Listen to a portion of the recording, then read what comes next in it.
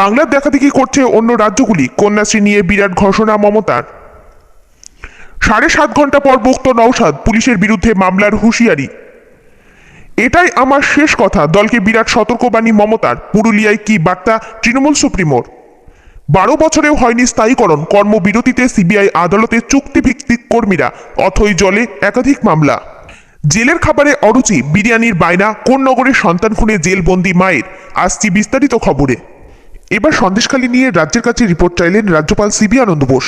এখনো অশান্ত সন্দেশখালী, এখনো অধরা অভিযুক্ত শেখ শাহজাহান। মঙ্গলবার পরিস্থিতি নিয়ে রিপোর্ট তলব করে রাজ্যপালের প্রশ্ন, কবে গ্রেপ্তার করা হবে শেখ শাহজাহানকে? সন্দেশখালীর বর্তমান পরিস্থিতি কি? একাধিক প্রশ্ন তুলে এদিন মুখ্য সচিব ও স্বরাষ্ট্র সচিবের থেকে রিপোর্ট চাইলেন রাজ্যপাল। 72 ঘন্টার মধ্যে গোটা বিষয় জানতে চেয়ে মুখ্য সচিব ও স্বরাষ্ট্র সচিবকে চিঠি দিলেন রাজ্যপাল। এমনটাই রাজভবন সূত্রে খবর। গতকাল সেই চিঠি দেওয়া হয়েছে বলেই সূত্রের খবর।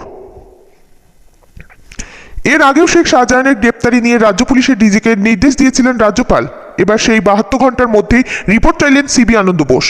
প্রসঙ্গত, সন্দেশখালীতে ইতিমধ্যেই 61 জনকে জমি ফেরত দেওয়া হয়েছে। সন্দেশখালী জোর করে দখল করা জমি ফেরত দেওয়া শুরু হয়েছে। সরকারি শিবিরে অভিযোগ পেয়েই তদন্ত করতে নামে প্রশাসন। এবার 61 জনকে ফেরানো হলো জমির মালিকানা। 22 থেকে 24 ফেব্রুয়ারির মধ্যে ফেরানো হয়েছে জমি। 2 মাস হতে চলল যে রাজনীতি শিরোনামে রয়েছে উত্তর 24 পরগনার সন্দেশখালী। সন্দেশখালীকে কেন্দ্র করে একের পর এক অভিযোগ উঠছে। তৃণমূল কংগ্রেসের নেতা শেখ শাহজাহানের বিরুদ্ধে জোর করে জমি দখলের অভিযোগ উঠেছিল। শুধু তাই নয়, শেখ শাহজাহানের ঘনিষ্ঠ একাধিক নেতার বিরুদ্ধেও জমি দখলের অভিযোগ তুলেছিলেন স্থানীয় গ্রামবাসীরা। একাধিক এলাকায় এই জমি দখলের অভিযোগ উঠেছিল। আসছি পরবর্তী খবরে। 7.5 ঘন্টা পর মুক্ত আইএসএফ বিধায়ক নওশাদ সিদ্দিকী। সন্দেশখালী যাওয়ার পথে ভাঙড়ের বিধায়ককে গ্রেপ্তার করেছিল কলকাতা পুলিশ। এবার সেই পুলিশের বিরুদ্ধে মামলা করার হুঁশিয়ারি দিলেন ভাঙড়ের বিধায়ক। তার গ্রেপ্তারি সম্পূর্ণ বেআইনি বলেও দাবি তার। সন্দেশখালী যাওয়ার পথে সায়েন্স সিটির কাছে ভাঙড়ের আইএসএফ বিধায়ক নওশাদ সিদ্দিকীকে আটকায় পুলিশ। প্রবল তর্কাতর্কির পর তাকে গ্রেপ্তার করা হয়। পুলিশের দাবি, 144 ধারায় লঙ্ঘন করায় বিধায়ককে গ্রেপ্তার করা হয়েছে। তবে সন্দেশখালী থেকে প্রায় 62 কিলোমিটার দূরে কিভাবে 144 ধারা লঙ্ঘন করা সম্ভব, প্রশ্ন তোলেন বিধায়ক। যদিও পরে পুলিশ জানায়, সতর্কতামূলক পদক্ষেপ হিসেবে বিধায়ককে গ্রেপ্তার করা হয়েছিল। এদিকে নওশাদের গ্রেপ্তারির প্রতিবাদে ভাঙড়ে পথে নামে আইএসএফ কর্মীরা। বিকেলেই ছাড়া পেয়ে যান ভাঙড়ের বিধায়ক। লালবাজারের বাইরে বের হতেই নওশাদকে মালা দিয়ে বরণ করে নেন তার অনুগামীরা। মুক্তির পথ বিধায়কের দাবি, সংবিধান স্বীকৃত মুক্ত চলাচলের অধিকার খর্ব করেছে পুলিশ। যে পুলিশ আধিকারিক আমাকে আটকেছে তার বিরুদ্ধে আইনের লড়াইয়ে যাব। এভাবে স্বাধীন নাগরিক, দায়িত্বশীল বিরোধীদের আটকানো যায় না। একই সঙ্গে নওশাদের অভিযোগ, উপরতলার নির্দেশে পুলিশ এই কাজ করেছে। উপরতলা মানে পুলিশ মন্ত্রী মমতা বন্দ্যোপাধ্যায়। অভিষেক বন্দ্যোপাধ্যায়ের নির্দেশ না থাকলে পুলিশ এই কাজ করতে পারে না। আসছি পরবর্তী খবরে। লোকসভা ভোটের আগে এবার প্রচারে নেমেই বিরোধীদের চরম কটাক্ষ হানলেন মমতা বন্দ্যোপাধ্যায়। তৃণমূল সুপ্রিমো মঙ্গলবার পুরুলিয়ায় তার প্রচার সভা থেকে দিলেন কড়া বার্তা। মমতা বলেন, আগেরবার এখান থেকে বিজেপি জিতে গিয়েছিল, কিছু করেছে, নির্বাচনের সময় ওরা কিছু টাকা পয়সা দেবে, কিছু মিথ্যা কথা বলবে, তারপর পালিয়ে যাবে। তাই বলি, শীত গ্রীষ্ম বর্ষা আমরাই ভরসা, আমরা জিতবো, আমরা লড়বো, আমরা গড়বো। মমতার গলায় এদিন স্লোগান ছিল, খেলা হবে, খেলতে হবে। রাজ্যের বরাদ্দ নিয়ে কেন্দ্রকে নিশানা করে মুখ্যমন্ত্রীর তপ, কেন্দ্র কোনো টাকা পয়সা দিচ্ছে না। 455টি টিম পাঠিয়েছে, রোজ হিংসা ছড়ানোর চেষ্টা করে চলেছে। আগুন নিজেরাই লাগাচ্ছে আর নিজেরাই বলছে জবাব দাও। কোথাও গন্ডগোল হলে দেখবেন বিজেপির পঞ্চায়েত এলাকায় গন্ডগোল হচ্ছে, ওরা সব লুটে ফুটে খায়।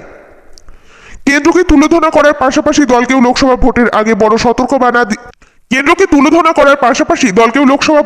বড় সতর্কবাণী মমতা বন্দ্যোপাধ্যায়ের। তৃণমূল সুপ্রিমো বলেন, আমি সবাইকে বলবো, তৃণমূলের পঞ্চায়েত জেলা পরিষদের সবাইকে একসঙ্গে কাজ করতে হবে। আমার সঙ্গে যারা দল করবেন, যারা এই কথাটা বিশ্বাস করবেন, তৃণমূল কংগ্রেস করলে মানুষকে বঞ্চনা করা যাবে না, এটাই আমার শেষ কথা। আসছি পরবর্তী খবরে। 12 বছর ধরে চুক্তিবদ্ধ থাকার পরও চাকরি স্থায়ীকরণ হয়নি, পারিশ্রমিক নামমাত্র। 1 দশক ধরেও সেটা বাড়ছে না, মিলছে না সুযোগ সুবিধাও। মহাসংকটের রাজ্যে সিবিআই আদালতে চুক্তিভিত্তিক কর্মীরা শেষ পর্যন্ত এক প্রকার বাধ্য হয়ে কর্মবিরতির পথে হাঁটলেন তারা। জানা গিয়েছে, কেন স্থায়ী করা হচ্ছে না সেই প্রশ্ন তুলে পেন ডাউন করেছেন সিবিআই আদালতে চুক্তিবদ্ধ কর্মচারীরা। 1 দশকের উপর বেতন ও সুযোগ সুবিধাও কিছু বাড়ানো হয়নি বলেই দাবি প্রতিবাদী কর্মচারীদের। তারা আরও জানান, প্রতি বছর কেন্দ্র সরকার সিবিআই কোর্টের জন্য টাকা বরাদ্দ করে, কিন্তু তাদের অবস্থার কোনো উন্নতি হয়নি। আইনমন্ত্রী মলয় ঘটককে মুখ্য সচিব হাইকোর্টে জানানোর পরও সমস্যার সুরাহা হয়নি বলে চুক্তিবদ্ধ কর্মীদের দাবি। রাজ্যে মোট 7টি আদালত রয়েছে, যার মধ্যে 6টিতে কর্মবিরতি শুরু হয়েছে। ব্যাংশালে 3টি আদালত, আলিপুর, আসানসোল, শিলিগুড়িতে পেনডাউন শুরু হয়েছে। এই চুক্তিভিত্তিক কর্মীদের দাবি, অবিলম্বে তাদের স্থায়ীকরণ করতে হবে, বেতন ও অন্যান্য সুযোগ সুবিধা বাড়াতে হবে। শুধু তাই নয়, অধিকাংশ সিবিআই আদালতে শূন্য পদের তুলনায় কম কর্মীতে কাজ হচ্ছে, সেগুলিও পূরণ করতে হবে। অস্থায়ী কর্মীরা কর্মবিরতিতে চলে যাওয়ার রাজ্যে সিবিআই এনআই এর হাতে থাকা একাধিক মামলা শুনানির কাজে অসুবিধা হবে। বুধবার আলিপুরে সিবিআই এর নিয়োগ দুর্নীতি মামলা রয়েছে। সেই মামলা নিয়ে অনিশ্চয়তা তৈরি হয়েছে। আগামী দিনে আরও বেশ কয়েকটি গুরুত্বপূর্ণ মামলা রয়েছে রাজ্যের সিবিআই আদালতগুলিতে, সেসবও অথই জ্বলে। আসছি পরবর্তী খবরে। জেলের খাবারে অরুচি, চাই বিরিয়ানি, চাইনিজ, এই রকমই নানা মুখরোচক খাবারের বায়না ধরেই নাকি পুলিশের সামনে মুখ খুলছে না কোন্নগরের শিশু খুনে অভিযুক্তরা। সহযোগিতা করছে না তদন্তে। এই মুহূর্তে নিজের 8 বছরের সন্তানকে নৃশংসভাবে খুন করার অভিযোগে গড়াদের পিছনে রয়েছে মা, জেলবন্দি তার বান্ধবীও, কিন্তু সম্পূর্ণ নিরুত্তাপ দুজনেই। এখনও তারা নিজেদের চিন্তাতেই মগ্ন। গত 16 ফেব্রুয়ারি কোন্নগরের নিজের ঘরে খুন হয় 8 বছরের শিশু শ্রেয়াংশু শর্মা।